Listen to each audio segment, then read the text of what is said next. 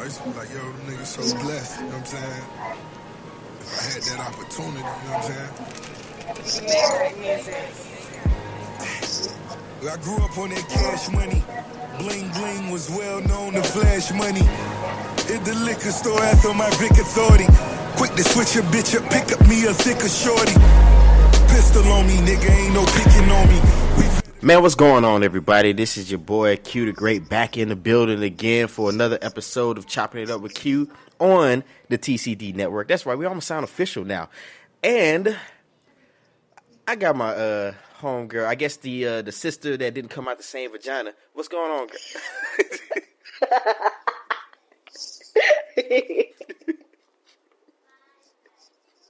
That's terrible, but I guess that's the best way to explain it.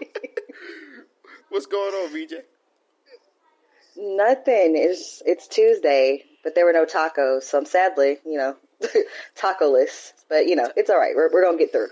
Oh, man. That's because what you been moving all day. So, yeah, I keep telling you, man, I don't know why you don't just go. You got to learn to hustle the game. We already know that there's somebody saving your phone under food or free money or free food, whichever one.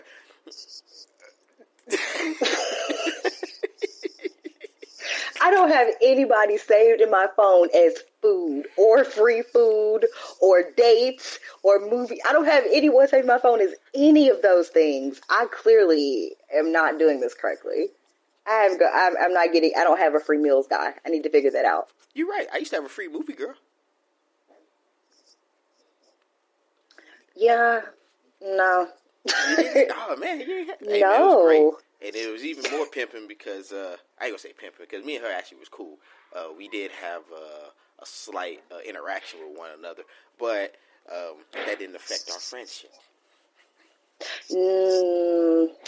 See, I feel like if you would have cut her off, you would have had to pay for those movies.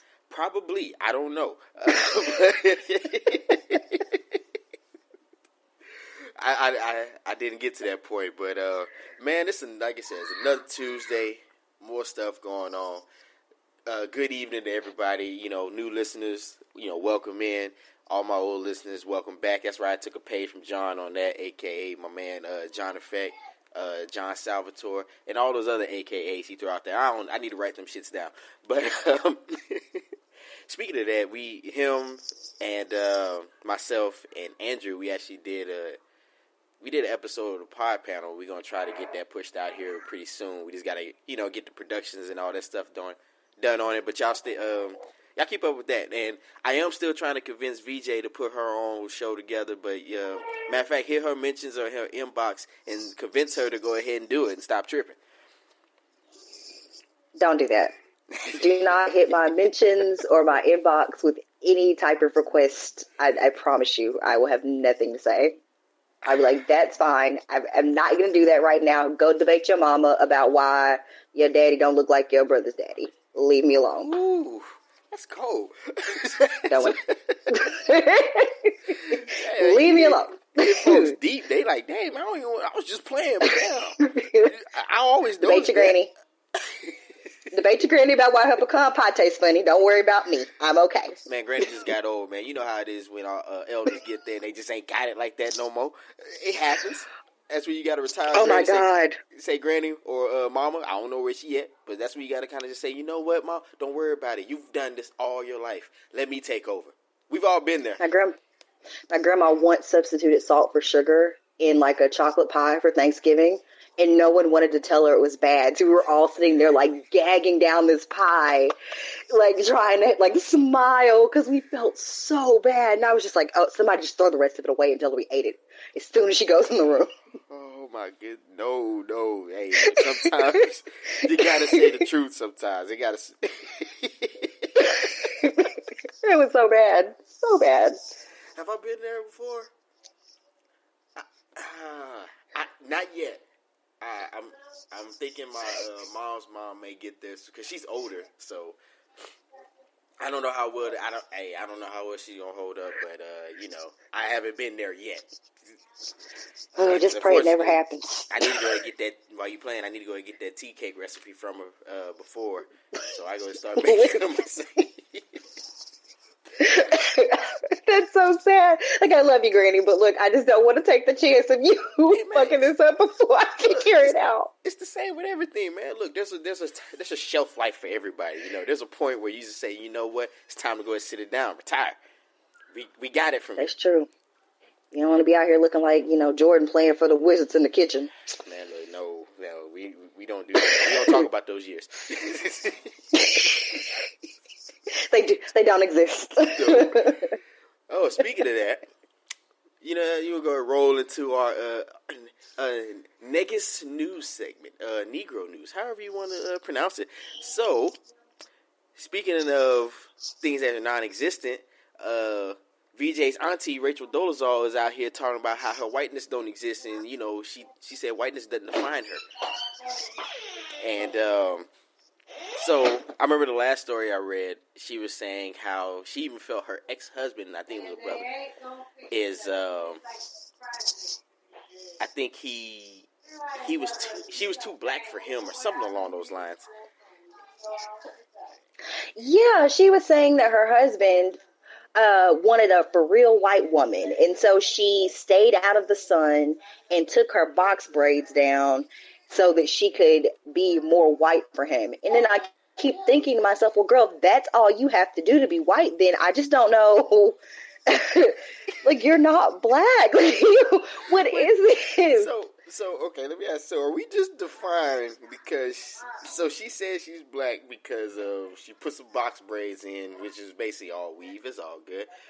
She put a spray tan on, so all of a sudden she's black. And oh my bad, probably adopted some kind of hood vernacular just to make it sound a little more legit. So I guess that automatically qualifies it, right?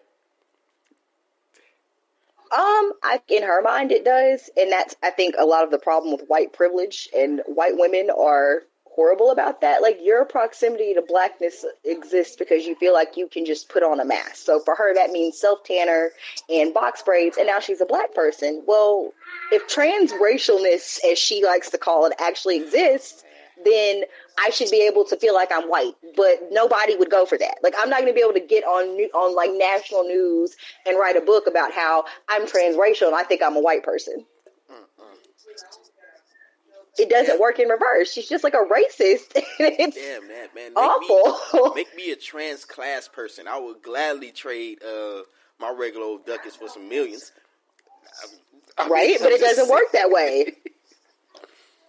Her being white affords her the privilege to put box braids in her hair and put on self-tanner and tell people that she identifies as black. Black people can't do that. Oh my goodness. I mean, it's I don't know. I do remember that one. You remember that one black chick who she painted herself white or something like that. It was a joke on Facebook or something a long time ago when all this first came out. And she literally was like, okay, fine, they want to play. So she got in, she started painting herself like the color white, and I'm like, okay, I get the joke. That's going way too far, but I understand.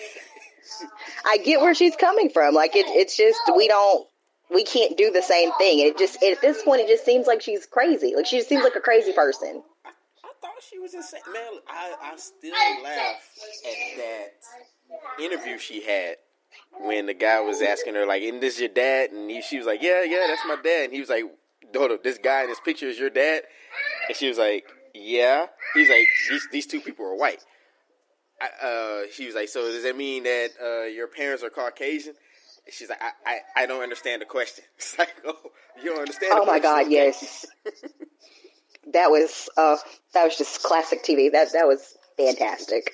I don't know. I mean, she's a good case for a psychological study to kind of see what in my opinion, something happened that traumatized her to the point to where she's like, I'm rejecting who I am and trying to intentionally, I don't know, maybe she's intentionally going against her parents or something. I don't know the whole story. I had to read up more on her, which I personally don't care, but still.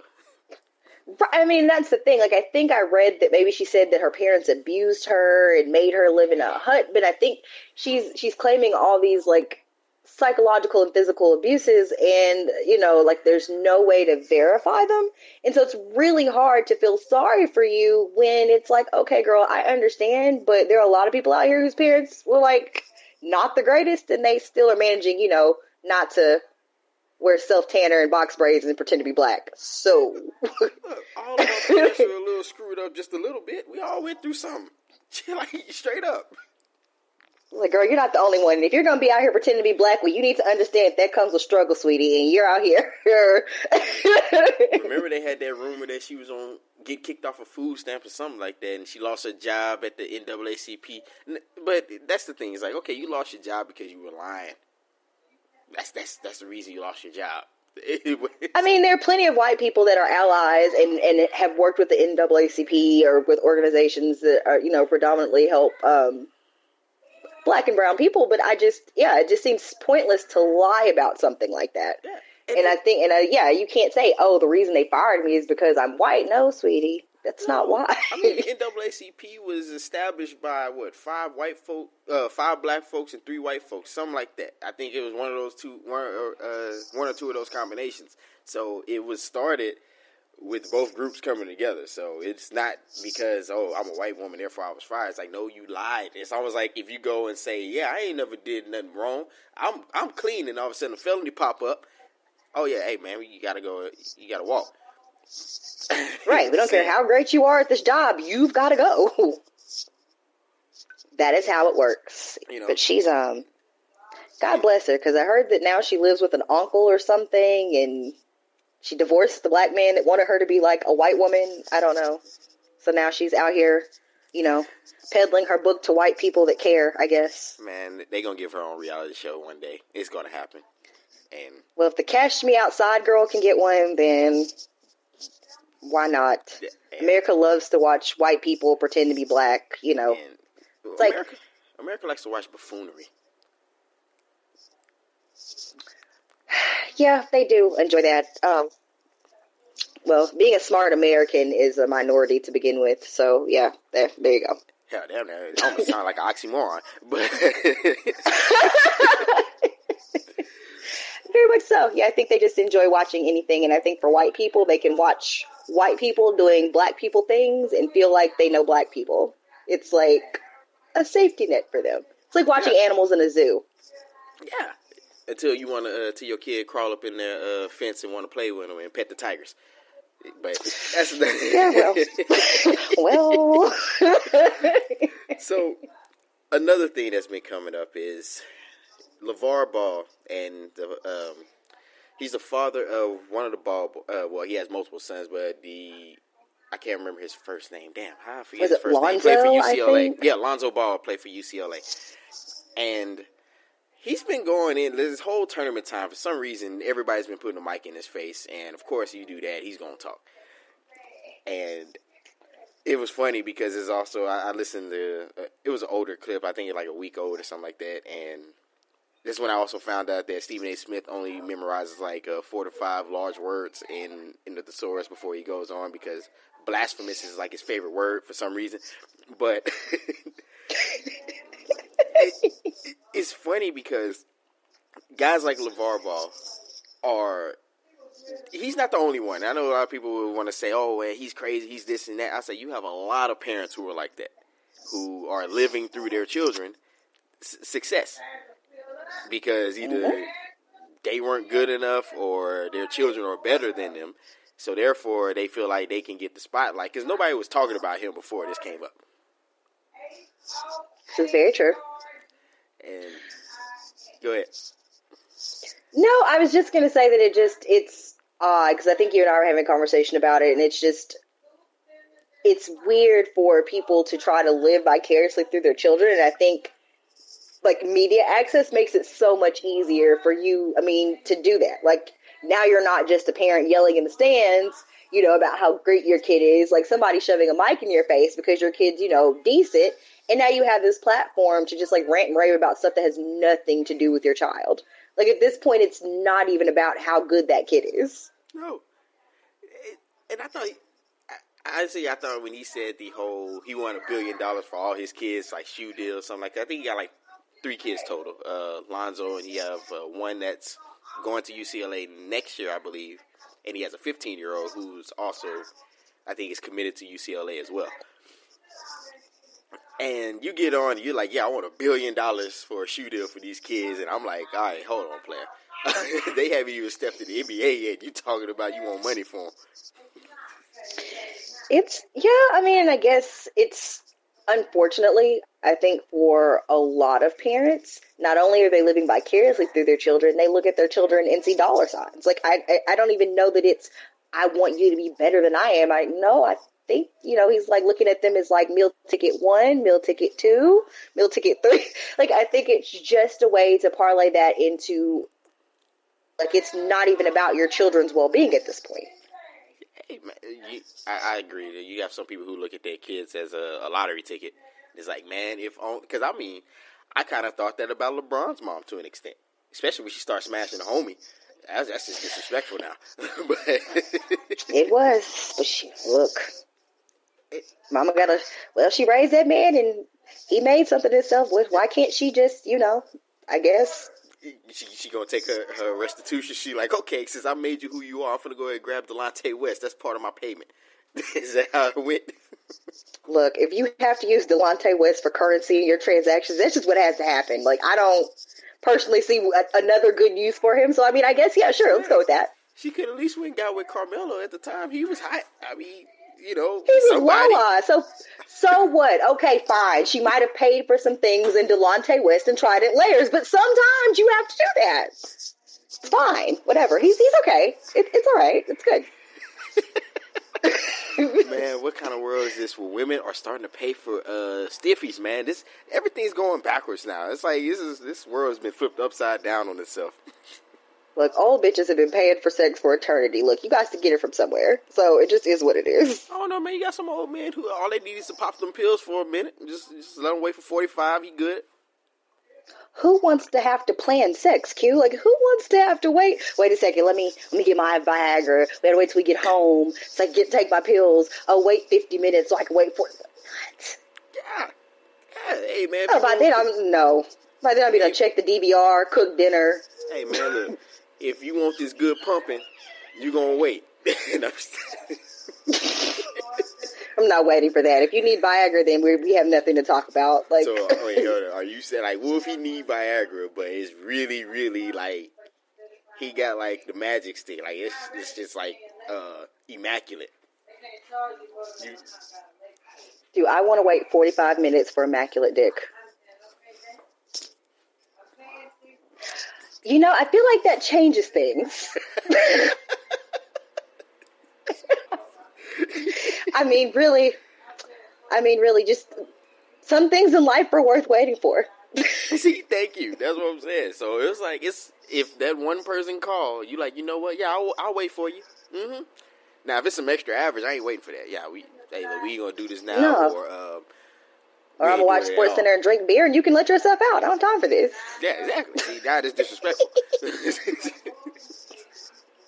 I feel like it has to be disrespectful, because if I gotta wait 45 minutes for mediocre penis, somebody has to let you know that you're in the wrong. First of all, I'll even say this, dudes. If you bring in mediocre or below average to any woman, that's just disrespectful in itself. You better, especially if you left like that. Sad times. Okay. It's cold out here. Don't love nobody. It's cold out here. You're right. Is that what's going on? Man, I'm kind of... It's one of those moments where you're like, you know what? I'm happy I'm out the game to an extent. But, so... The last thing we want to cover is...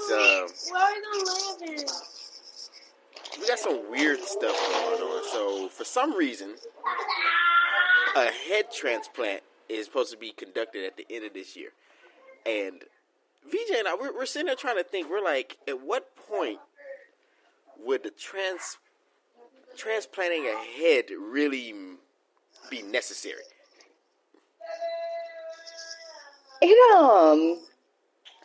I can't see where, because my whole thought is, okay, well, if they did like a brain transplant, that doesn't require them to like remove your whole head. So then if you that doesn't work. And then if you're like, oh, well, the person got beheaded. Okay, so the only instance I can think of is the person lost their entire head and they couldn't find it, so they just gave them another one. So then where they get the head from then? Exactly my point. Then whose head is it? And like, why do you have like a whole head on ice, like just floating in a jar, or however they are preserving it, just ready to go for when it needs to go on somebody's neck? Like, what? What hospital is this? Never take me there. I know, man. It reminds me. You remember Futurama? Yes, when it was just like the heads in the jars. That's what's reminding me, and I'm like, because I'm sitting there thinking, I'm like, okay, if they're going to remove the head, and like I said, if you're changing identity, you just do the cosmetic surgery. You don't have to remove the entire head. Maybe you got bucked in the face for some reason. Your brain is still. But then again, cosmetic surgery can help fix a lot of things. So that's why I'm like, I don't know, man. I'm just saying, like, they're trying to put somebody's entire head on a different body. Like, why don't you just do like let's Cage and John Travolta? Just do that.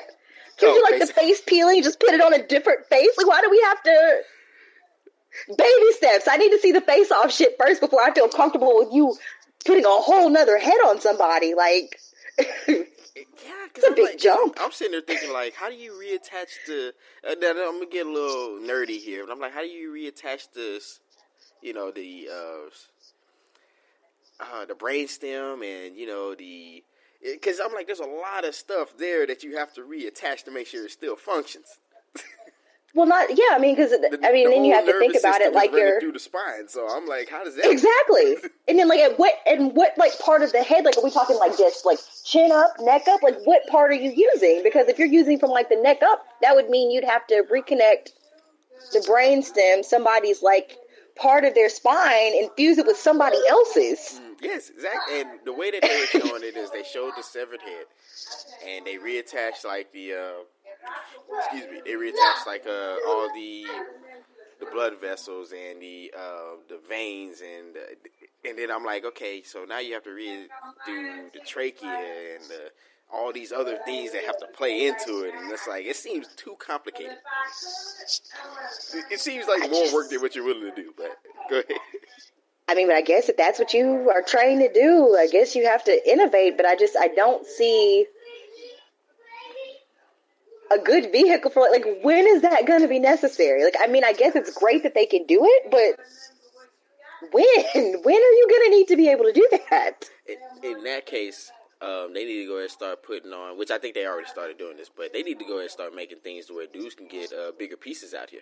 For all my men that's struggling out there, they can go ahead. I think you can do that already. I remember they had I think it's been done once. They're like implants. Really? No, they have like implants. You can get like an implant. They'll stick it in there and it's supposed to like limp in it. Don't ask me. I read things. Just not gonna. Don't ask me how I know that. Oh, okay. Don't ask me how I know things. Just know that I know. Guy, be like, hey, this may help you. Send one of those situations. No. All right, so I'll be too afraid to do that because I'll be thinking it'll mess something up. All of a sudden it's not working right, or you peeing in the upwards angle, or all kind of different things. I'm good. Yeah, I think you either have the potential to like then be like a bionic penis porn star, or like, or either it's going to go horribly wrong and you're going to end up on the next episode of Botched, right? Like, it's just a bunch of ladies with like their titties pointing in like the upward direction, like one's pointing like right and left, and then you don't. Oh God! I was like, God. I look, okay, so I tried. I remember I was watching it one time. I can't remember who I want to say it was.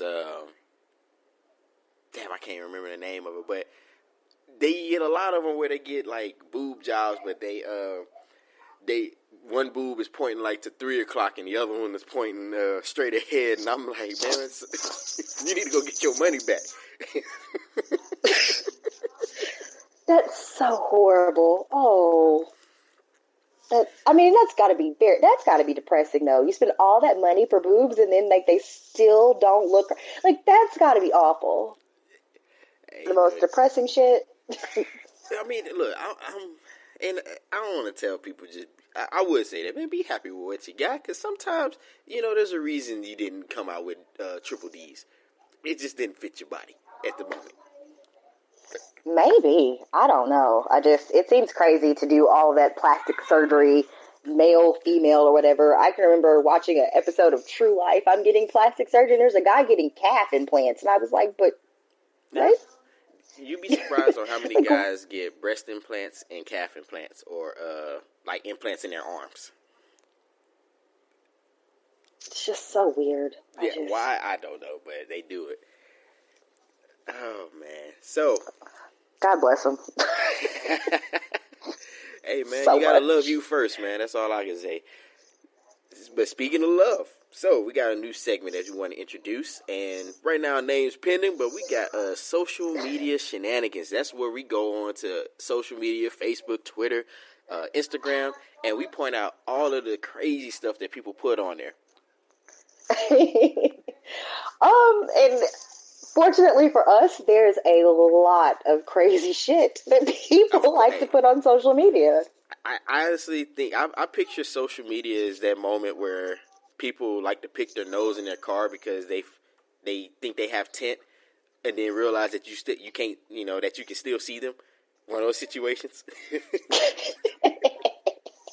That's gotta be it.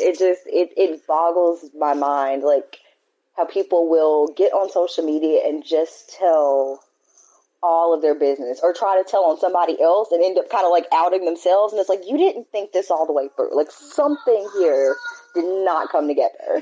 And then they're like, Twitter, like, they're getting roasted for it. Like, they got these tweets off. They're not thinking about it. And then you look back and like their mentions are in shambles. Like, the bitches are on fire. That's that moment you gotta just go ahead, cancel it, and start over.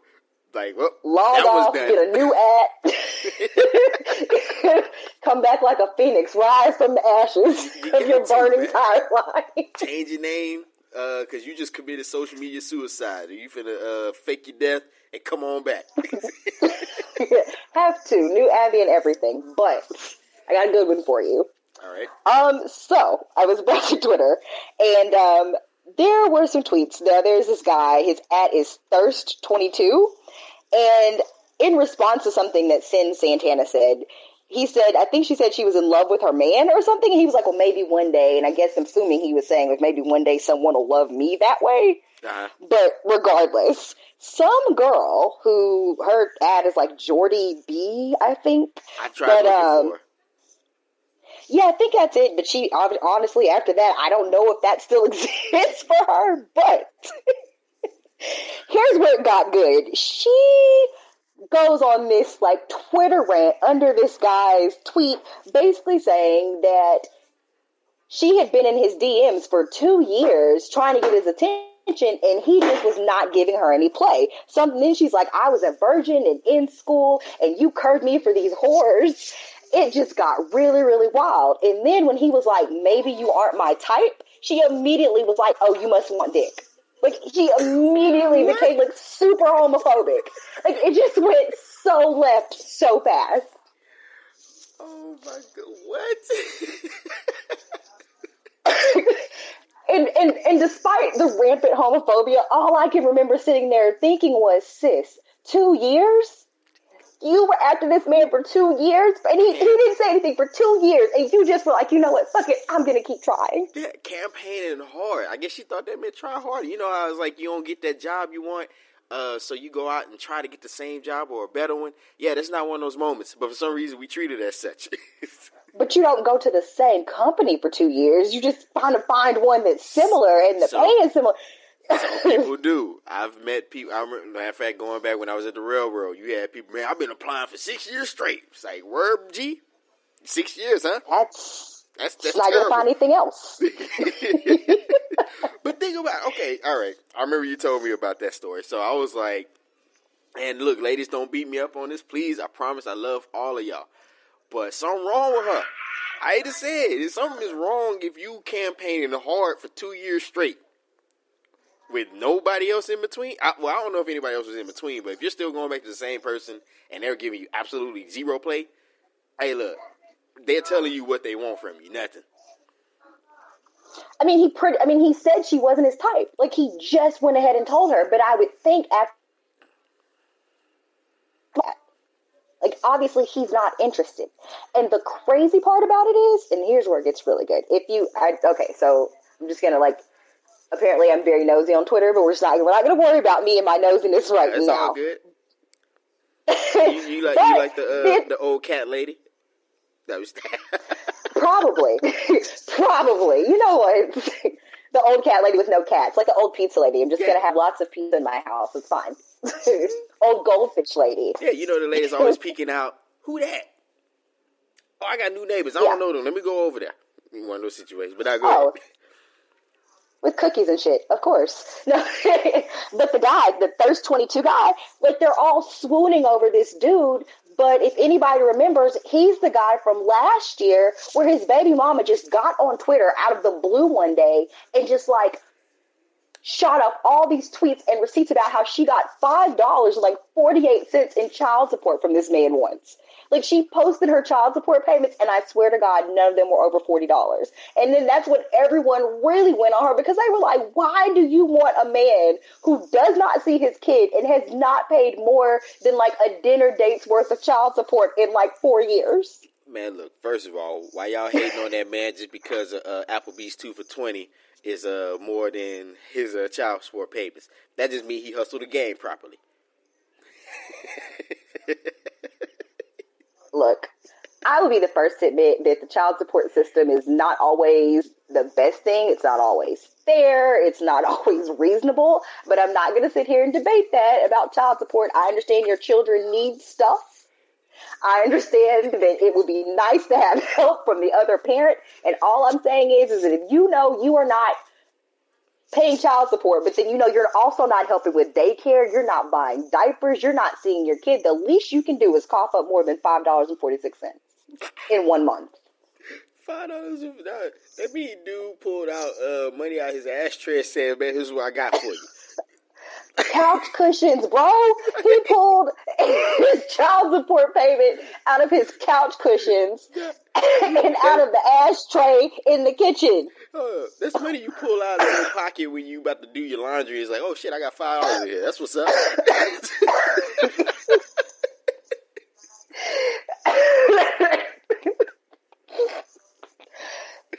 See, you asked me how much Delonte West was worth? There you go. He could have paid his child support with Delonte West and gotten change. Look at that. God, man. Hey, man, look, you know what? I don't know their situation. First of all, I always say, man, look, don't get on social media blasting folks. If you working with somebody who don't want shit to do with you, screw it. Roll on. I'm supposed to be getting money from mine, and she ain't sent me a dime yet, and I don't give a damn. But fuck it. Right, but you're not gonna hop on social media and blast her for it. You're just gonna take care of your children. Yeah, I mean, this is what it is. If she wants to do what she's supposed to do, then cool. If not, you know what? I can't force adults to do what they supposed to do. That's how I look at it. And I think one time they was like, oh, it's a control thing. No, I just don't care. I mean, I don't really hold account for her. As long as when she goes down there, she does what she's supposed to for her and feed her and stuff like that, I'm good up here. That's how I look at it. I mean, that's all you can do. And I think, honestly, with child support, it's not important to people if they feel like their children are being taken care of. And I know that sounds really, really stupid, but you don't hear people get into child support arguments if you're good. I don't see it that often. I get that it does happen, but I don't think you get on social media blasting people for child support payments. That's interesting. But my thing would be like this. How much would you pull from him anyway? I don't know what he'd do, but you're looking at $4 to $5, maybe $3. Honestly, it just depends. $200 to $500 a month? Is that really worth blasting somebody over? And the part about it is that it's not even like it changes anything. And I think that's what confuses me most about people getting on social media and doing this type of stuff. It doesn't change anything. That girl got on here, outed herself for being in the same dude's DMs for 2 years, and he still doesn't want her. Like, it did not change the outcome. If anything, now nobody else wants her because she looks nuts. You look crazy. I'm not about to dip mine in there. There's he's applauded because he did what was right. Listen, she is out here looking nuttier than squirrel shit, and then she's worried about him and being in his DMs. Sis, you need a therapist. 2 years? I'm just, well, wow. Girl, you can get an associate's degree in 2. Girl, you could get a degree in 2 years. Girl, what? You can change jobs. You can relocate. You can you can increase your income. You can build a house, get a hobby, get like 3 certifications. Like, sis, like you can do so many other things. 2 years is a long time to just be jonesing for somebody like that. I don't know. I've never been there. There's always been ones that, you know, if I were single, if they called me, I'd be like, you know what, I'll highly consider it. But 2 years campaigning, nah, man, we good. I mean, I'm one of those ones. If you tell me no the first time, I'll be the asshole. I'll be like, all right, that's cool. So let me go talk to your homegirl then. But you just tried to talk to me. I know, but you said no. Is that wrong? Well, here's the thing. I think it's not wrong on your part because they're not your friends. Yeah. I mean, they're not your friends. What part of the game does that make you wrong? Like, they're not your buddies. There's some chicks that you're trying to get at. Like, so if her friend is feeling some type of way or whatever, like, if you're mad because he went and talked, because if that's like you talking to my best friend. If I tell you no, like, I'm supposed to be salty because she said yes. Obviously, she's attracted. Yeah, I don't know. Is there so he's mad about it? I never got there. Is there an unwritten rule to where if a guy tries to chop up game with you and you pretty much curve him or you tell him nah we good, and then he go talk to your best friend? Is there like an unwritten rule that she's supposed to also deny him? I think with women, it probably more so is. And I just say that because girls tend to be very petty with each other, even with your friends. Like, I'm going to say not necessarily, well, maybe not petty is the word, but I think women are more emotional, I guess, about things like that. I would probably say I wouldn't care, but I think for most women, I'm generalizing here because I don't know you all. It's a disclaimer. Don't run up in my mentions about how you're not like that. That's great. Run up in there. Tell her where she can go. No, you stop. Go ahead. Do not run in my mentions talking about you're not like that, girl. I'm proud of you. Just continue to be that way. Shine on, sis. Shine on. But the point is, if that's how you feel about it, then there are a lot of people that wouldn't be together right now. Like, I think that people overlook the fact that because you don't like a person doesn't mean that the other people around you may not find him attractive or find that person attractive. Especially when you think about, like, if you're out with friends or something. Like, you can be like, oh, do you think that guy's cute? And they'd be like, no, I don't think he's cute. Doesn't mean that you think he's less cute. You still want to talk to the person. It just means that your friend is not going to also try to holler at him, too. Man. So it just seems kind of stupid. I looked at it like this. I know a lot because I've talked to homegirls before, and you know it was one of those things. And I look at it as if you didn't want to do, it shouldn't matter anyway, or vice versa. If you ain't wanna, it shouldn't matter. That's how I look at it. It's like, look, if you said no, somebody else gonna say yeah, and it may be your homie. And yeah, I mean, go ahead. No, go ahead. No, because I was like, you know, it's one of those things. It's like, I think, you know, people, we're like childlike in the mind. So it's one of those things like, hey, I don't want to play with this toy at the moment, but you better not. Yeah, and that's exactly what it seems like. It's like people want the ability to put that person on a shelf just in case they change their mind. But like we were talking about earlier, attractiveness, I think, is relative sometimes because people only want what other people find attractive. So if dude is trying to talk to you and you're like, nah, I don't want you, I don't find you attractive, the minute that he talks to your homegirl and she does find him attractive, a switch flips and you're like, okay, well maybe he is attractive. Maybe I should have given him a chance. And then I think that's when they get mad. I think that's when it happens. I think that's when they get pissed off. I've seen that. And I've seen, he tried to talk to me first. Okay. I've witnessed arguments like that. And I found it funny because I was there. I was like, okay, he tried to talk to you, but you said no. I said, what are you mad about? Well, she over here, he all around us and this and that, and he was trying to get at me first. And then I even seen it where the girl would try to roll up on dude, be like, so you still trying to get with me? Say, man, I'm with your girl now. What you mean? Well, that's girl recon. That's that's a trap. That's a trap. Don't ever do. That's a trap. Don't do that. Don't ever fall for that one. I'm giving away some free game right now. You've heard it here first. That is a trap. Do not do that shit, because I'm telling you, homegirl is gonna go back and put that bug in her ear. Girl, I just want to see what he was gonna say, so I offered it to him, or I told him I was interested, and he took my number, or he told me he would meet with me. Like, don't do that. See, here's how I used to run.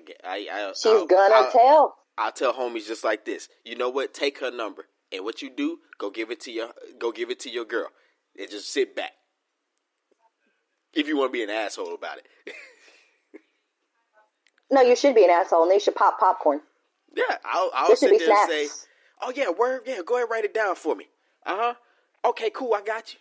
Say, babe, go ahead, check this. Your homie slid this to me. I don't know what you want to do about that.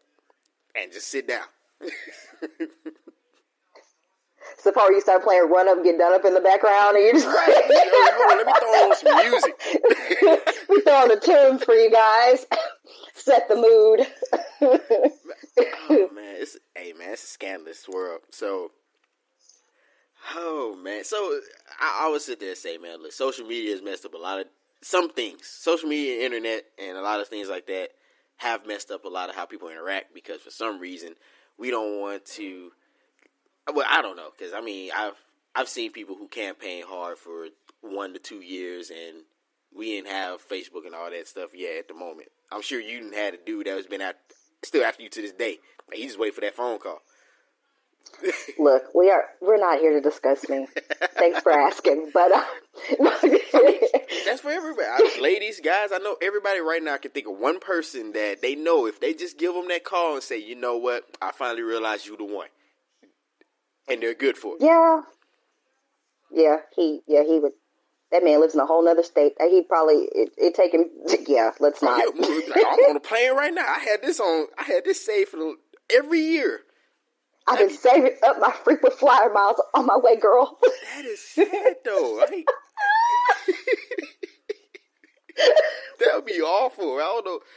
Man, look, folks, y'all gotta get it together out here, man. Somebody say no, just say okay. That's cool. Because it seems just scary at some point. Like 2 years, and then I just call out of the blue, and I'm like, hey, what's up? Want to come through? Want to hang out? Like, no. Then you're just like, right in 5 minutes later, they're knocking on your door. Like, oh shit, we're in the bushes.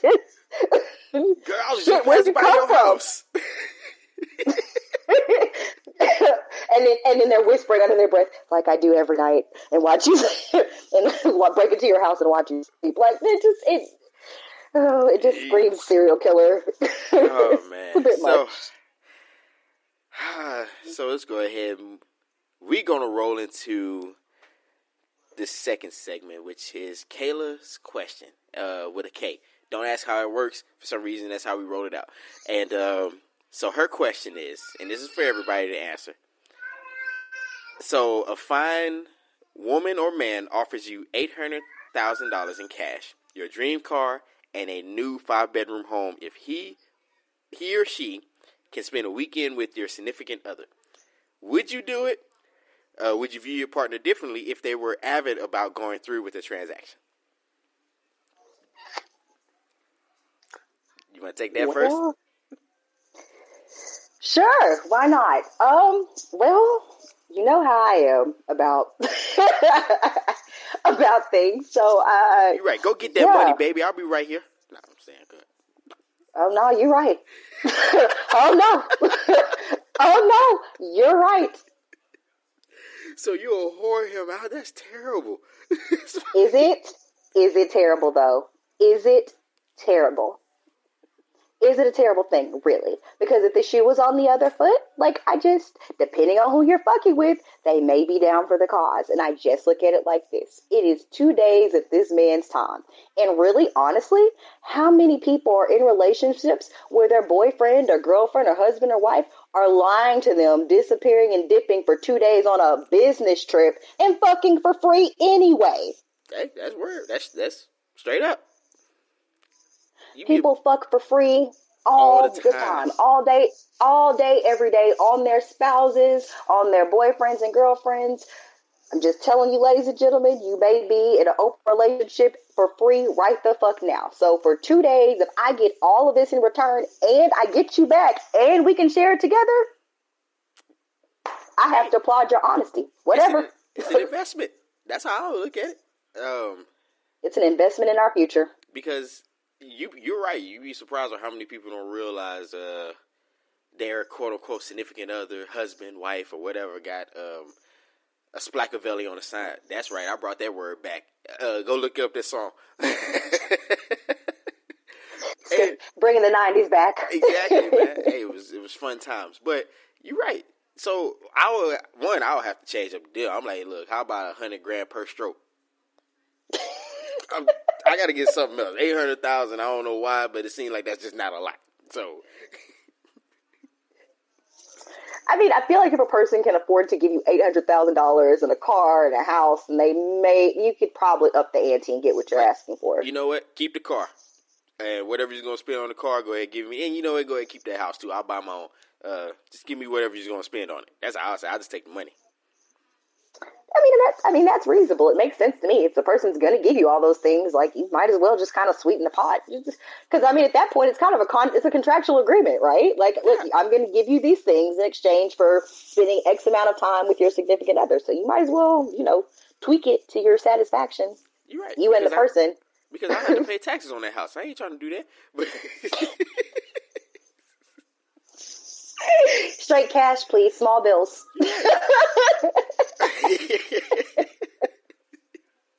Nothing over 20. I'll just come in and say, baby, look, check this.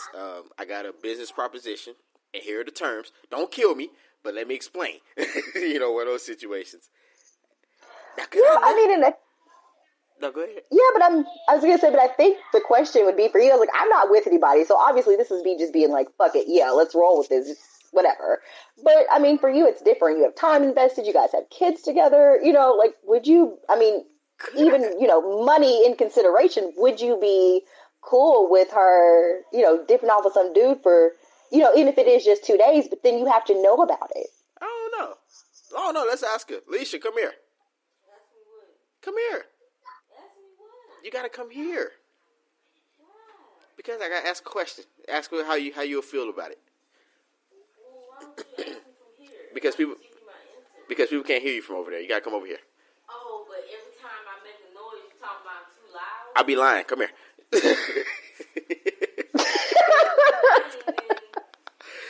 Come see. Why should I do you this favor if you've been lying to me this whole time? Because you're a bigger person and you can look past all my transgressions. No, I'm not, and I can't. Damn. You hearing this? It's cold, man. It's so cold over here, man. I was comfortable, man. You can go right back. I understand. Okay, so here's the question. I'm going to ask you and on your side, and I'll ask if you're willing to do it, too. I want to try one of those new McDonald's fresh beef burgers. Okay. Random thought of the day, y'all. And so, so the question is, for $800,000, a 5-bedroom house, and a car of your choice, would you whore me out to somebody? I probably My would. nigga! I like her! Word. But if it's only one time, 2 days straight. 2 days straight? 2 days straight. Like, how old? What? Okay. What is age? Okay, VJ, pick an age for, since that's for some reason. Like, how old is the person that wants to do this? Yes. 30. She said 30. Well, no, that's his age. That's why I picked it. How you know the same age? Hey, man, she might be balling. She might have came into something. I don't know. I probably would. See, okay. See, that's terrible. It's awful. but I get her reason. I get her reason for I have asking. $800,000. I have a car of my choice. I have my husband back. So it don't matter. What did I tell you? It's not what I said. It didn't matter because I was gonna have you back. Plus all of those things. So I told you. Y'all see where I stand, folks? Damn, that's cold.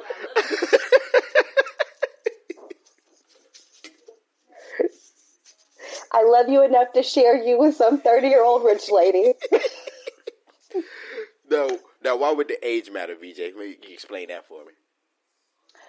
I think the age matters because it seems more business transaction-y if the person's like old, if that makes sense.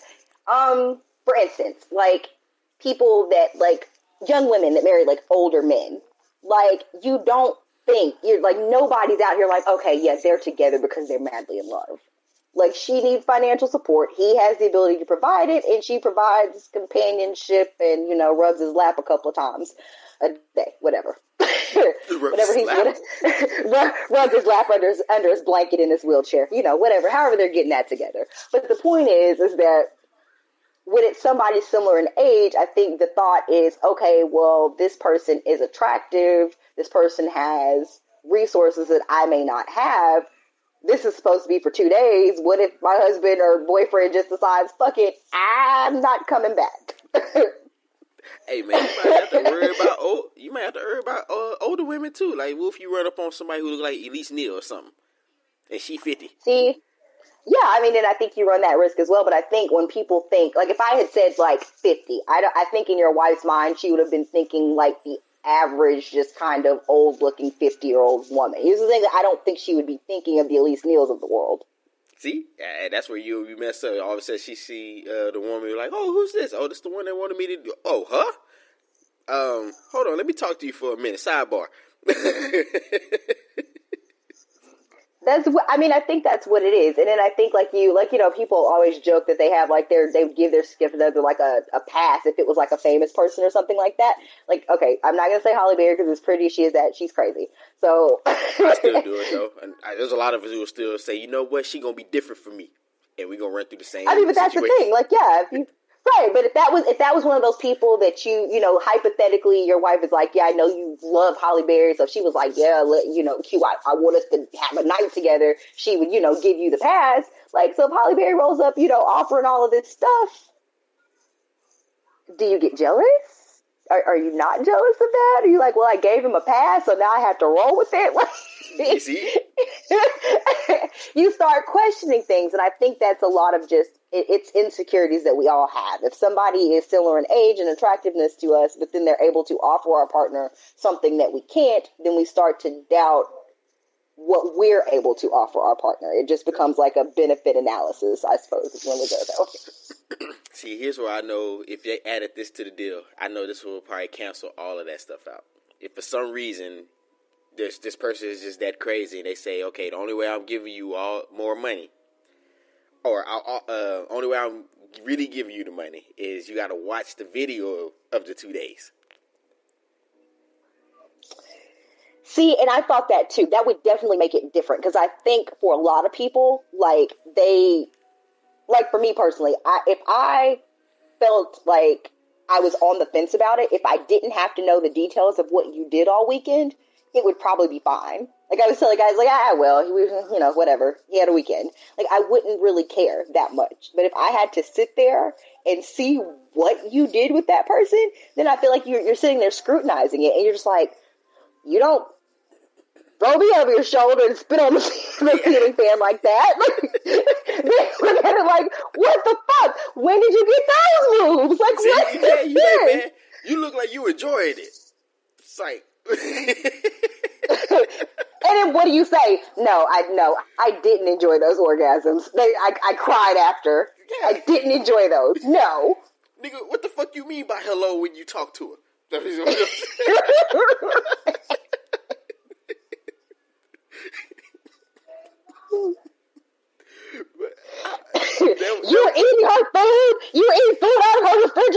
Nobody told you could eat her food. Like, what? I was there for 2 days. You want me to eat? What you mean? Oh, man. Y'all hit up the comment section. What do y'all think? Would y'all allow that to happen? Would your significant other allow it to happen? Y'all hit us up. Let us know what's up. Definitely. I'm curious to hear what other people have to say because it's interesting. It really is. So I think after that, we're going to let y'all think on that. We're going to come right back after this break.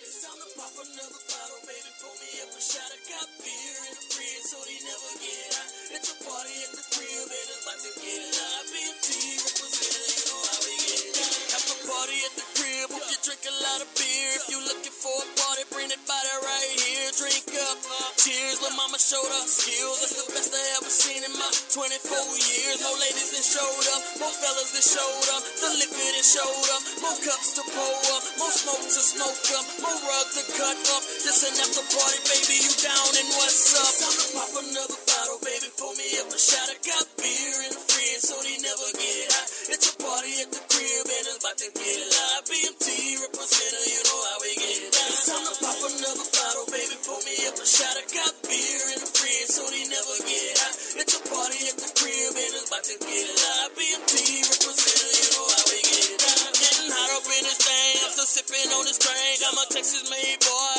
man.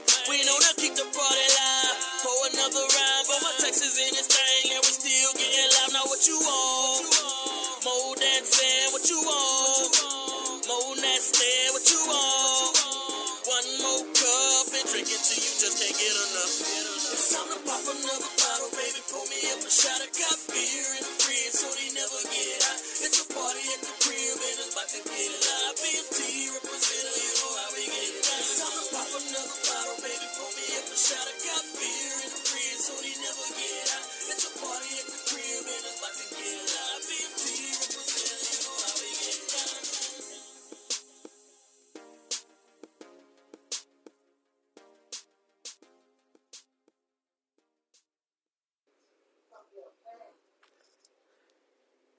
All right, y'all. We back. We back in the building. You are in here chopping it up with Q. Me, Q the Great, and VJ here, and we here with the on the TCD network, and we are in here about to go ahead and hop in this topic. And I call this topic because I think it actually started with us. It probably been going on longer, but all I know is the history that we've had. And what I call this is the Relationship Participation Awards. And what I mean by that is, y'all ever dealt with somebody who felt just because they asked you, you should comply with what they want? Kind of going back to what we were talking about with the Twitter situation. Just because I been trying to get at you and you said no, how dare you tell me no?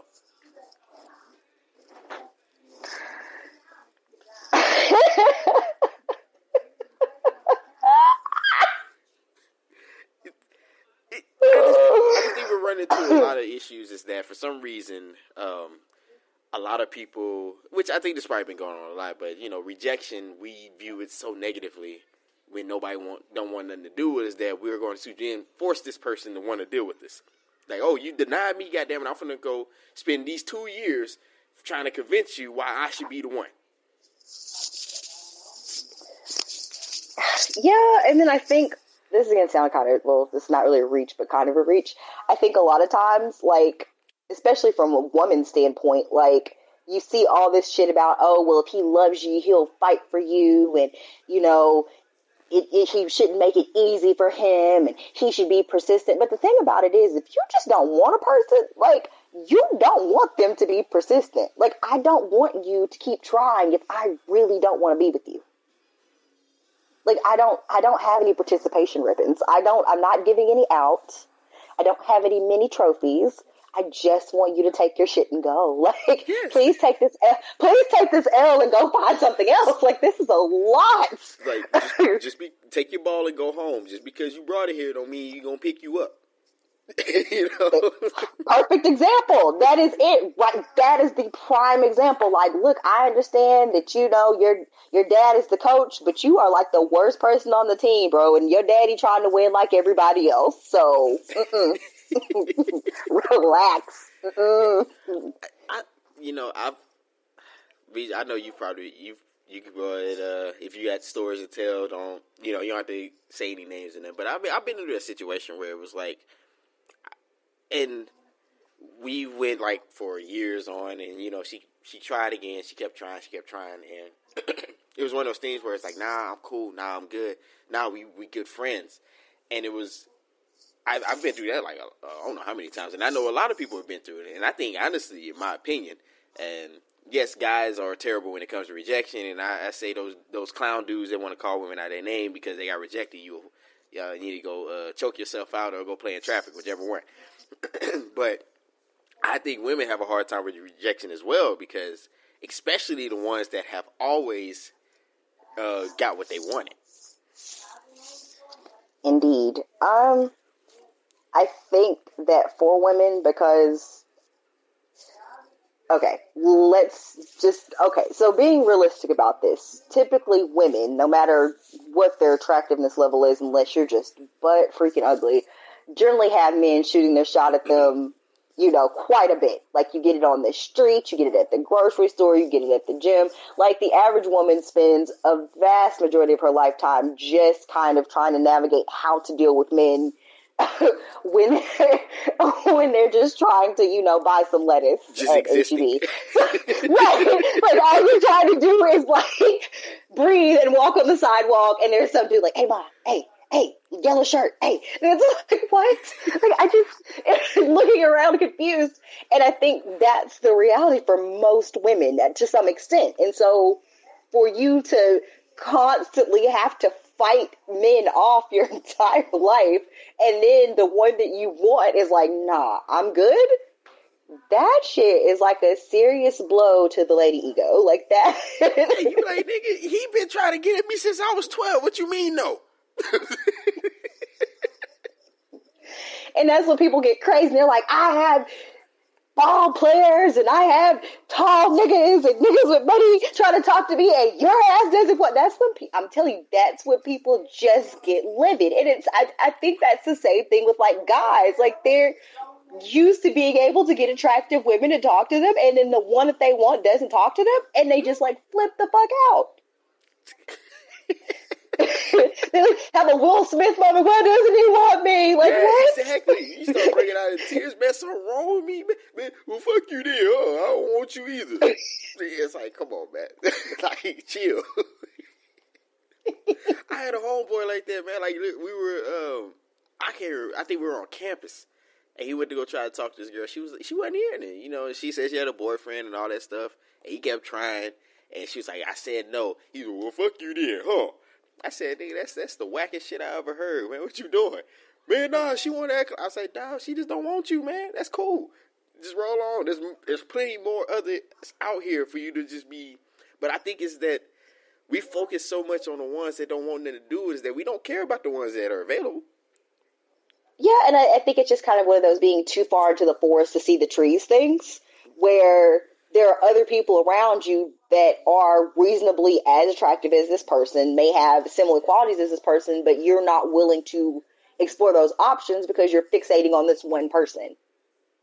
And I think people just kind of forget that. Like, you can focus on something too much and just kind of miss out on the other things. Like, if that person was for you, they'd be interested. Like, it just is what it is. Exactly. If that's what was supposed to be happening, it would happen. It's funny though, because I laugh when I see all that stuff happening, because I remember, I think I was listening to either that or I was talking with Gabby and KT about this for Talk It Out. Shout out to those ladies. They do have a great podcast. Make sure to check them out on SoundCloud. They are awesome. I think other places, but SoundCloud for sure. But I know they were sitting there saying, like, men who catcall. And I said, in my opinion, I said men catcall, or people do things because of their previous success rate of doing it. So when somebody did go out and do these things and they found out, okay, it worked for me, they're going to continue to try to do the same thing until it fails. But then when it fails, they're taken aback, because if I, like you said, like for ladies, if I had 10 dudes trying to talk to me in an hour period, and then the one I try to go talk to ain't feeling me, something wrong with him. That's what you're probably thinking that. What's wrong with him to where he don't find me attractive? Did he not see these guys coming at me? And I think it's the same for guys. It's like, man, look, I didn't shot my shot. I done went out here and say, yo, little mama, this, that, blah, blah, blah. But then that one that says, nah, man, I ain't feeling that. What's something wrong with her? You must be lesbian. You know, all these different things start coming out, and you like, nah, man, that's not it. She just don't want you. Right? I mean, and I think people just don't take into account that you could just not be somebody's type. Like, we talk about this all the time about people having types or preferences, and people get mad about it. And it's just, you can't get mad at a person for what it is that they're attracted to. And if it's not you, why are you that angry about it?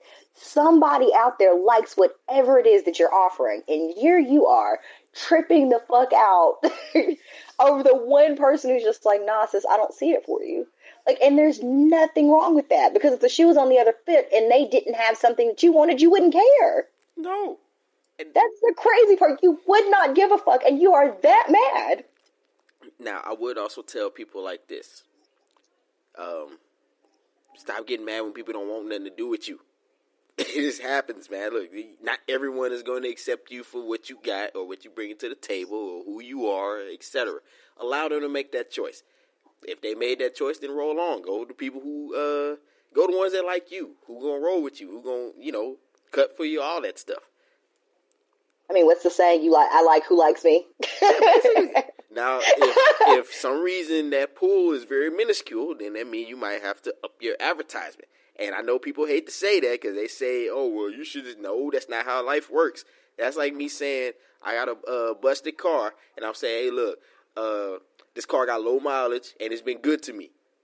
You should buy it for the same price that you'll get something else. It's like, no, I shouldn't.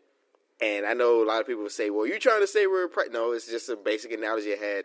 They're using different, I guess you say, different examples to try to bring clarification of the situation. So I would say that. Fair enough. I just, like I said, I think you're right. It's participation. We live in a world where people have instant gratification to things. They have access to everybody. You have access to everything. Everything's a fingertip away.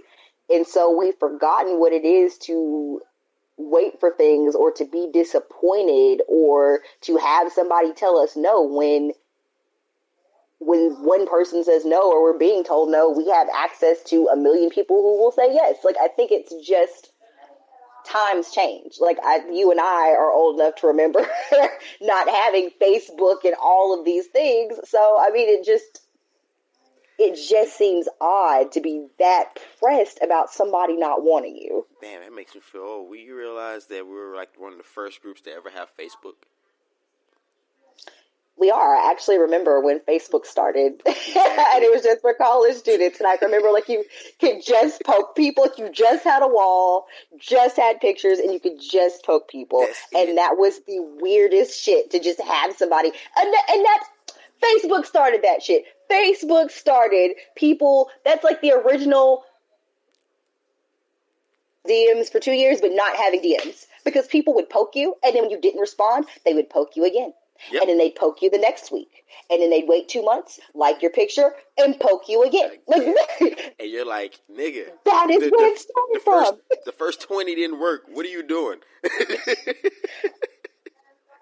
Okay, so I don't have Facebook. I have to know, like, somebody just in the comments let me know. Do people still poke each other on Facebook? Is that still like a thing that y'all are doing? Or yes, I've gotten it, and I said it was so bad to where I had to Google what's the purpose of a poke function on Facebook. I actually looked that up because I got a couple of them, and I was like, what does this mean? And they said, oh, absolutely nothing. I said, oh, so it's a minor annoyance. Okay, thank you. Thank you, Google. It's like it's somebody like saying, hi, I see you, I want you to see me, without them like saying it. Basically, and it's like, that's hella lame. I'm sorry, man. Like, instead of you just tell it's it's the equivalent of having somebody like push you down or pull your hair on the playground instead of just telling you that they like you. Exactly. Like, I'm annoyed because I'm looking at these pokes and there's nothing here but a message that said that you poked me. Why did you poke me? Yeah, like, exactly. what the fuck do you want? Well, hold on. I can tell I can tell you why they tried to poke you. Quentin.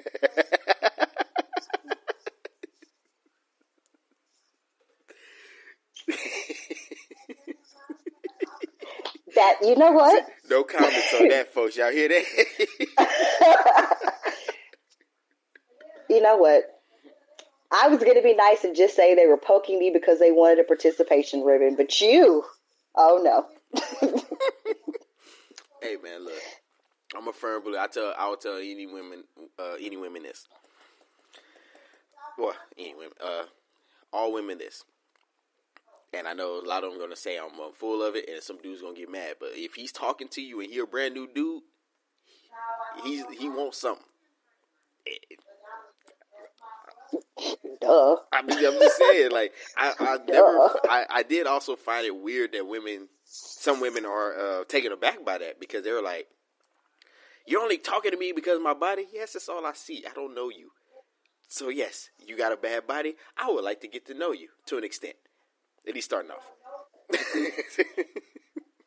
mean, go ahead. I was like, but that should be obvious. That's generally one of the laws of attraction. Like, that's how that works. Like, it's one of the general laws of attraction is proximity. Like, I have to be close to you. I have to be able to lay eyes on you. I don't know anything about you. Like, I don't know shit about you. It's attraction and proximity. I looked at you and you were in my field of vision and you were close to me. Yes, and I liked what I saw, and I felt things that I haven't felt in a while. So therefore, I am trying to speak with you, so that we can feel those things some more together. Exactly. That is it for everyone. For some reason, that's confusing to a lot of people, because they're like, "Oh, they only wanted me because of my body." Yes, initially, it's confusing. Of course. It's confusing because women are taught to kind of be sexual gatekeepers, I guess. It does end to begin with you. I would say that. I was like, yeah, I think we're taught to be, gatekeepers. We're taught to, keep our legs closed and, not be fast. And if a guy's talking to you, you should make him, earn you, and he should have to talk to you and get to know you before XYZ. And that's great in theory, but that doesn't erase the fact that the only reason this man is here trying to get to know you is because initially he was trying to fuck you. Like, that is just it. Like, it does not matter how you slice it. It does not matter how nice he is. It does not matter how many dates you went on. I guarantee you that man is trying to fuck you, because really, isn't that what everybody's trying to do? Like, that's the whole reason for being attracted to anybody. It's not because I want to hold your fucking hand. I'm not 7. Yeah. And, and I would also say this. I know it's another thing, ladies. I don't believe in, I guess you say slut shaming. Because I'm like, if you're a slut and you proud of it, be you. Can't nobody tell you nothing. I mean, that's how I look at it. It's like, I know people going to sit there and say, oh, well, she a whore. Because, I don't know. I look at it like this. If somebody didn't come out and tell you that, because one, they're going to tell you that anyway, regardless if you do it or don't. I mean, I've heard virgins get called whores before, and that shit, she's a virgin. She ain't never touched that. Now, did that stop her from getting it? No, absolutely not. So, look, don't hang on what ignorant folks say. And now, of course, I would say this. Whoredom does come with responsibility.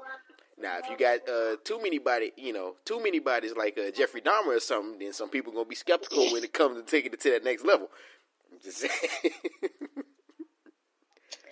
Well, I guess my thought it is always that when you use those type of words in regards to women, not you obviously, but I think it's just odd because you don't really have those types of terms for men that do the same thing.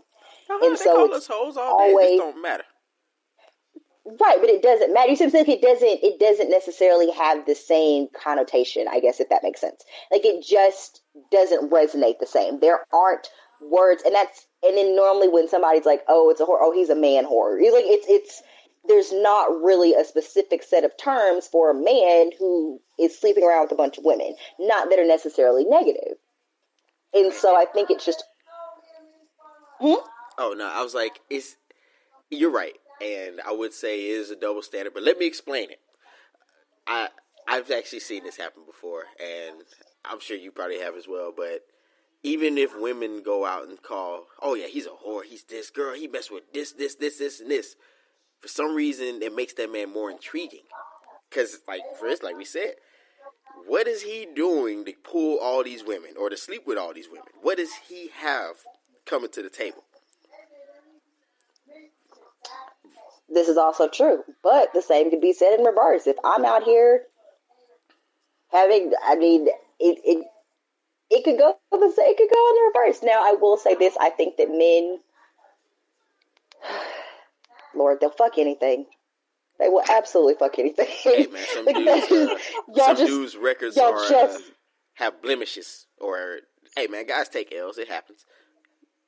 Yeah, and some of y'all taking a lot. So the point is here really is that I could sit here and I could say, that as a woman, you're calling her a whore, but you slept with all these women that men are like, it could be the same thing. Okay, well then why is this woman not looked at as having like her box is just A1? Like, they're not saying that. They're just like, oh no, she done fucked everybody. That's gross. Because like, it's not the same. Because the way guys look at it is like, she don't have to have any immaculate for dudes to really partake. It's messed up. And yes, we are, a lot of us are terrible. Because, like we said, a lot of dudes taking L's out here in these streets. And when you see the ones that they have been with, you like, nigga, you must have been hit rock bottom, man. You must have been going through it. I know y'all. I must say, I came in at the perfect time. I'm so happy. Yes! What's going on, Kailah? It's been a long, trying day, and it's not over. I will say, to shout out to anyone and everyone who works and goes to school and has real life true responsibilities like real bills and children. I don't know how y'all do it. Y'all are amazing, because I'm stressing with just jobs and the little petty bills that I pay, and I'm just ready to just throw it all in the towel and become a drug dealer or a stripper. Honestly, I'm over it at this point. Go stripper. That's legal. Yeah. Well, I mean, you could be a drug dealer. It's just called pharmacist. Yeah, I'm about to become a pharmacy technician. A quote unquote pharmacy technician. Yeah. Oh yeah. Street pharmaceuticals. That's what we call it. Mm-hmm. Yeah. I don't know. Ask BJ about all that codeine that got caught up around her block. It was about to be lit. Oh Lord. Oh no, I was watching the news the other day, and actually, it was on, like, my mom, she's like, hey, look at this. She hands me her phone, and there was these 4 guys from Memphis, Tennessee that got caught near here, about 30 minutes from where I live. And I guess they got pulled over like a routine traffic stop. They searched the car. They found 160 pounds of codeine. And so me and Q were confused because I was like, first of all, don't you buy that shit in ounces anyway? And like, yeah, so how did you convert that to pounds? Well, a pound is 16 ounces. 16 ounces in a pound. So we were just like... So we were just sitting here like, what, 8 to 16 ounce bottles? They came with 160 pounds. Like, that is a lot of goddamn codeine. Like, where were they going? Man, they probably was just making a delivery to the local Walgreens and y'all hemmed them up. Right, now that's $150,000 bond for each of them. Yeah, right. They're delivering cough syrup to sick children at the hospital. Exactly. And y'all was just hating. They were just doing it on the side. Oh my God. Oh, so Kailah, you came in the right moment. So here was the question that we're going with. So we are talking about relationship participation awards. And this is the situation where, for some reason, it is ingrained in a lot of folks nowadays that just because I'm talking to you, you should be receptive to me speaking with you. like, so it's like we're going on dates, I'm paying for, well, for example, the classic, just because the guy's taking me out paying for stuff doesn't necessarily mean that I have to have sex with him, like that as an example. That, or just because, for instance, I see you, Kailah, we at a bar for some reason, I go try to talk to you, you say, no, I'm not interested, and I'm like, oh, come on, man, you know you interested in me, you see me, come on, man, let's go ahead and get this, and you like, nah, I'm good, and then I say, okay, that's cool, and then I hit you up later on social media, because for some reason I'm just that dude, and now I'm trying to get at you through that, and then you like, no, I said no, and then I try again, but I feel that since I am just approaching you and presenting that to you, you should say yes at some point. Essentially, they just go until they wear you down, and you're just like, okay, fine, you're here, whatever. Kind of like the chick that, oh, you gotta go back. That's so VJ brought up a female who was in the dude's DMs for 2+ years. But anyways, go ahead. That's whack. I'm not obligated to give anyone anything. Even when you are in a relationship, you're not. I mean, everybody has their opinion, whatever. But I don't know if you're married, you're under contractual obligations. But go ahead. Everyone has their views on that. But in all seriousness, no matter if you're in a relationship or not, you're not. If you don't want to have sex, you don't have to have sex, no matter what. And just if someone's making advances in me, I'm not obligated to say yes. Like, if I don't want to talk to you, I don't want to see. It's like, it's a catch-22. If I'm denying you, it's, oh, you're a bitch. But if I accept you and then use you, since you're so desperate, you want me so bad, all right, sure, you can take me out. I'm going to use you for all your work and then throw you to the side. Then I'm a bitch for that, too. So it's like, well, at least I'm saying no and not wasting your time or my time. More so your time, because you're the one approaching me. So, guys suck. They don't know what they want.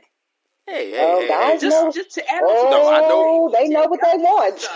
They know what they want. That's not the problem. And it's the love down below. They're not getting what they want. The problem is access to what they want and what's blocking said access. Not that they don't know. They know. Man. Oh, man. But I think you also have to look at it as it's not even just, I guess, from like a sexual standpoint. Like, that is it sometimes. But I think that when you're dealing with somebody and they just really, really, really, really, really, really, really, really are just hell-bent on making it happen, like, it's just like, why are you being this pushy about this? Like, it's just... Or it's like, I said no, leave me alone. There's so many people out there, like... And then you pressing me, and at the end of the day, you still gonna treat me like crap, or you still gonna do me dirty. So what's the point? Like, there's all these people who are waiting and willing and able. Just go after them. You know, I'm respectfully declining. Now, when I start acting clatchet and crazy, then it's a problem. I'm trying to be nice, trying to keep it classy, trying to respectfully decline, leave it alone before I become ratchet. Because once I become ratchet, once that switch flips, it's game over. Man, I look at it like this. Some people don't deserve your niceness. Like, some reason, exactly. When some you're people nice don't understand classy. Some people only understand ratchet, and that's right. fine. And some reason you gotta tell them, motherfucker, get out of my fucking face. God damn it, I said no. You gotta do that. I mean, I hate to say that, but make sure you would. No, it's the truth, because I've had to deal with the people all the time, and it's when you're being nice. You know, people don't. Then as soon as you raise your voice, you say a cuss word. Why are you so mean? You such a light skin. This and that. Well, fool, I was trying. Like I said, I was trying to be cordial, trying to keep it classy. And then as soon as I turn up, when you understand that though, but I still got my end result that I wanted. You're leaving me the hell alone. Yeah. See, that's when you tell them. That's when you tell them. There's a reason they say colder than yellow bone's heart. But Oh, God. Ridiculous. But I guess my question would be, in that respect, have you ever run into, either one of you, have you ever run into, I notice this a lot now, people want, like we were talking about, this kind of virtual participation ribbon for being nice, like for being decent human beings, like, and it's so weird to me, like they want credit for doing things that you should do when you're trying to date someone or be nice to them. Like, you expect me to give you my number just because you opened the door for me, or because you just asked me nicely, or hey, I asked you on a date and we went to dinner and I paid for it, so now I expect us to sleep together. Like they want, like just for doing. Boy, what you want, your money back? That's all. Like yes, like what did you pay? You want me to split this with you, my nigga? Because we can do this. I would say let yes. me get this wallet up. Petty too. I had one time a guy. Now this was in I think it was the high school of like my first year of college, and this boy bought me a hoodie from Aeropostale. Now y'all know how cheap Aeropostale is. So he bought me the hoodie, whatever. Then a couple weeks, months later, we didn't end up working out. And the first thing, and this is why I don't like guys to buy things for me, because the first thing they'll do is if things go wrong, and well, I paid for this, and I bought you this, and I did that. I said, motherfucker, what you want, the hoodie back? What you want, the receipt? I still got the tags, the receipts, everything. I only wore it once.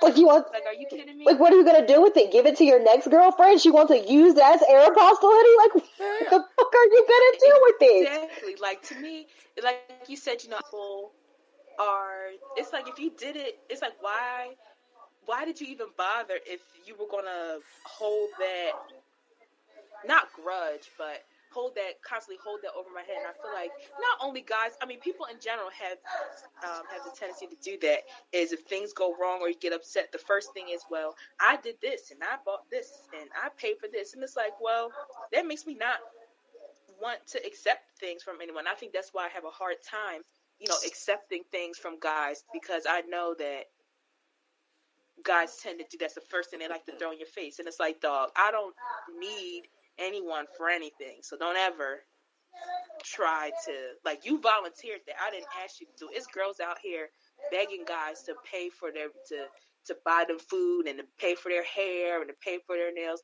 I don't do that, period. So if a guy does that for me, I'm letting them do that.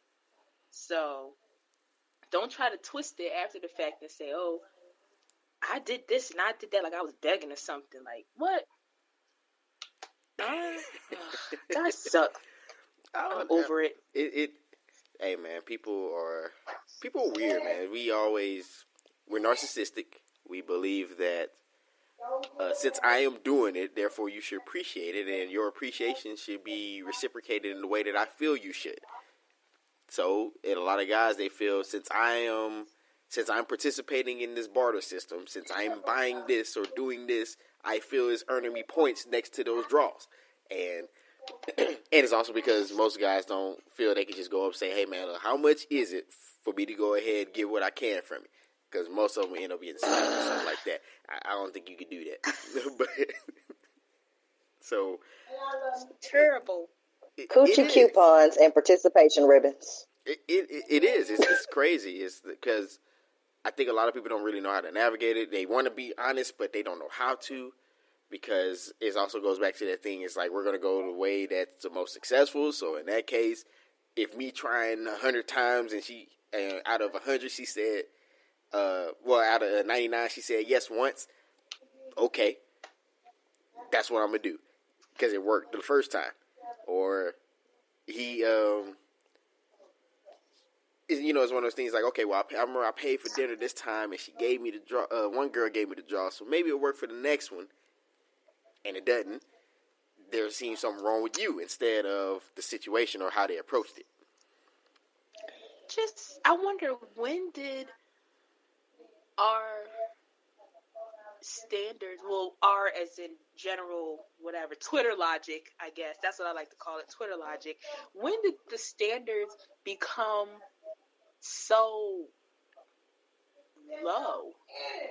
Like you said, BJ, people just praising or expecting praise for some of the most basic things. Like, since when? Has it always been like that? Is it, I feel like as I'm starting to, get into my late 20s, whatever, like, I'm getting more and more in the real world. Is it like, have people always been this stupid? Or is it people are becoming more stupid? Or is it just because I'm becoming older and I'm realizing how the real world is? Like, it's scary. It's sad. And I always thought that maybe it was just like people around my age, but I see people like my parents' age in their mid to late 40s acting crazy, acting like these people on Love and Hip Hop and whatever ratchet TV crap comes on. And it's like, since when did that become the norm to not act like that or to act half a notch above that? It's like, oh my gosh, it's like so profound. Like, it's sad. I think it's always been going on. It's just that with social media and the internet, we're able to see it now. So it seems like we see it more in abundance, but this has always been. People feel like they're owed something when they are just decent. Because let's just be honest, the majority of people are assholes. Majority of people only care about themselves. So when someone is selfless or cares for others, they feel they are doing something abnormal and they should be rewarded for doing so, or get some type of, like we said, imaginary ribbon saying, see, I was good. I held the door today. I was good to somebody. Ooh, I donated something today. I deserve some pussy. Like, what? That is true. I always deserve that. Like, at least that's what I tell my lady. Yeah, to me, I feel like some of the basic reward for doing the right thing should just be being able to sleep better at night. Because there's a lot of people out here who are undercutting people left and right. And on the outside, they may look like they got it going on, but they have a lot of crap going on behind closed doors. And I don't know, it's like a human, it's like I get, satisfaction doing the right thing, just knowing that I did right. Or like I said before, being able to sleep better at night, knowing that I'm living my life how I'm supposed to, doing the right thing. I don't know. People crazy. I don't think that's the way these past couple of generations have been raised, though. And I think even maybe to some extent, kind of people that are Q and I's age, I think it's, I don't know. You see the rise of these helicopter parents. They hover over their children constantly. Their kid, takes a good poop, and we all have to celebrate. And it's like, oh, they did something they're biologically engineered to do. That's great. I'm sorry. It's just wild when you look at it, because there's a whole generation of children, that are now adults that were raised where, you get these participation ribbons for just showing up, for just being you. You don't have to be good. You don't have to be the best, the fastest, the smartest. You don't have to create anything. You can just be whatever mediocre, shitty version of yourself that you are today, and you can show up and still be rewarded for that. People are still going to clap. So then when you get to the real world and you look around and you realize that nobody's going to give a fuck if you do like the bare minimum, it's amazing how, as a social media community, people then start praising things that shouldn't be praised. People have just made this imaginary, like, alternate universe, the Twitterverse, as we will call it, where it is the Twitterverse, where you can just... For some people, social media is their world. Like, yeah. If it wasn't for social media, they wouldn't have a voice. Honestly. And it's great in that way that people that probably deserve a platform and have wonderful things today to say, and awareness that they're bringing to topics, it's great for that. But then you have those people that are like, I had a burrito today. Fuck you if you don't like burritos. Like, what?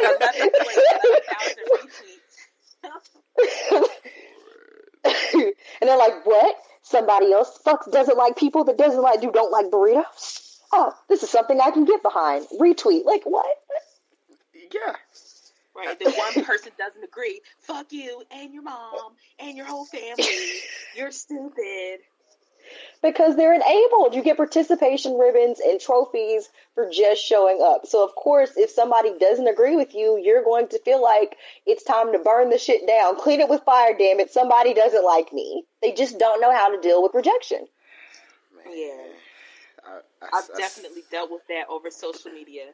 And it's like, bro, just block me and move on, honestly. Yes. I said it like this, man. Facebook gave people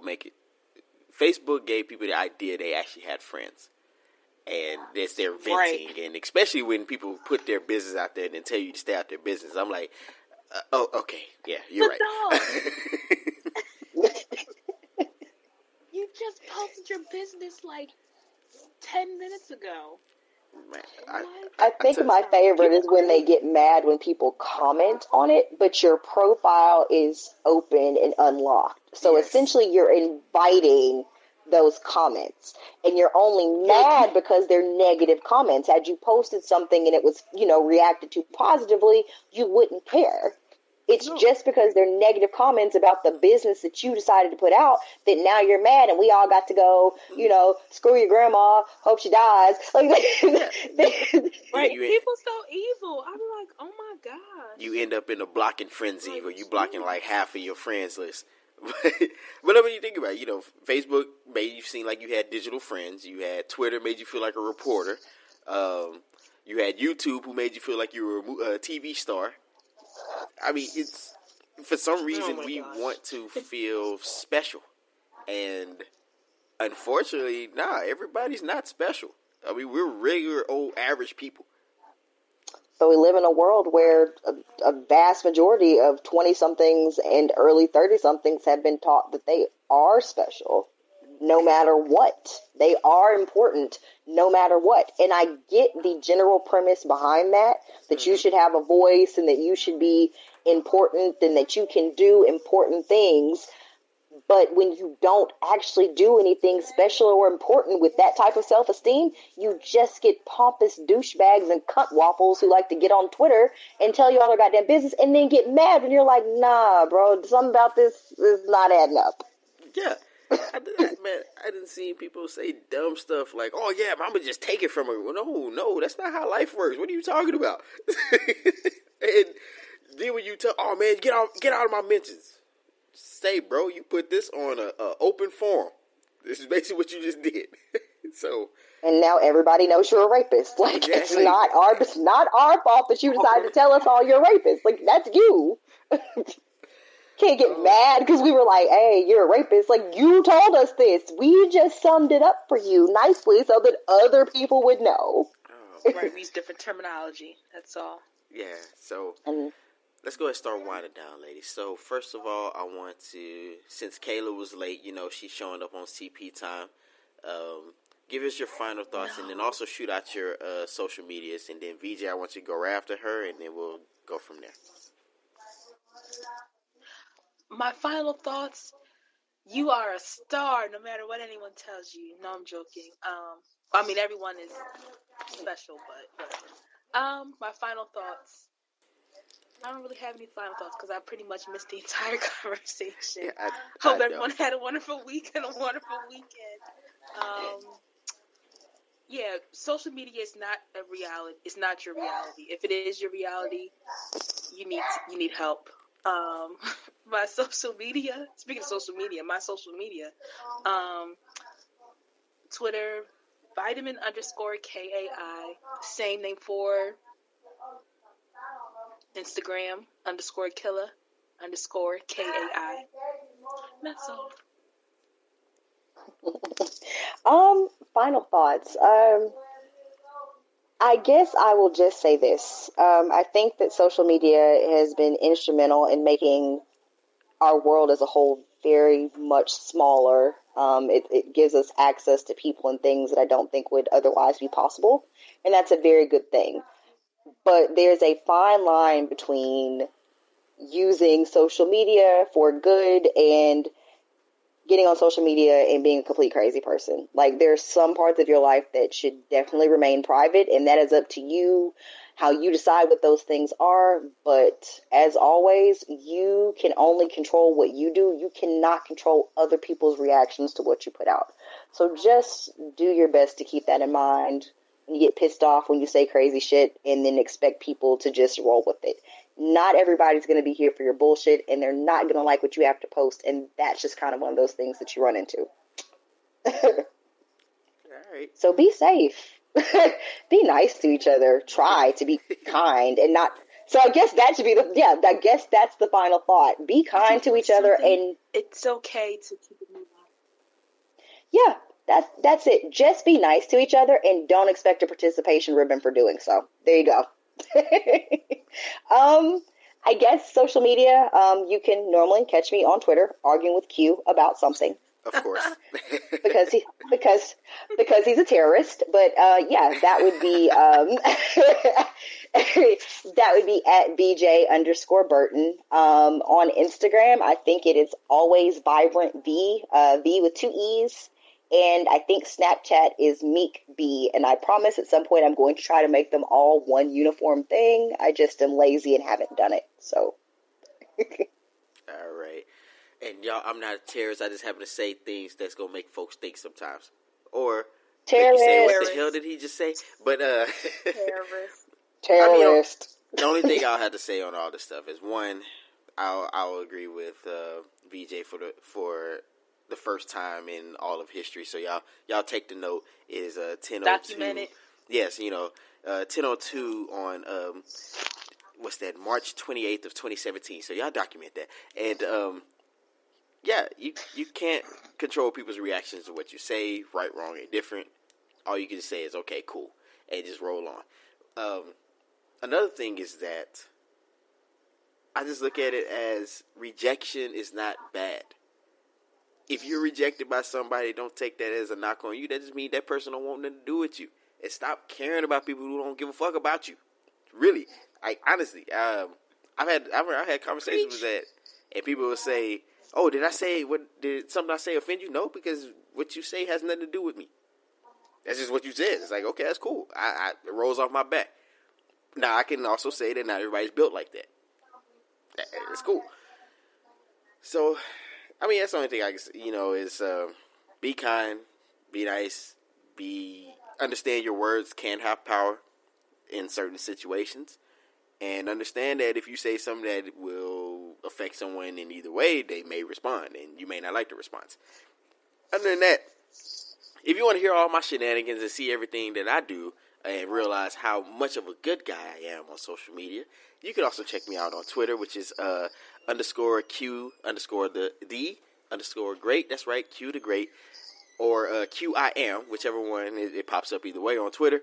And you can also check out the network, which will be the TCD Media Network. You can also check us out on Facebook, which is facebook.com/thecriticaldump, or you can check me out at Quentin Simpson. I also have a Instagram. If you go and check out all this sexiness here, I am actually at QSimp05 on Instagram. I haven't created one for the network, but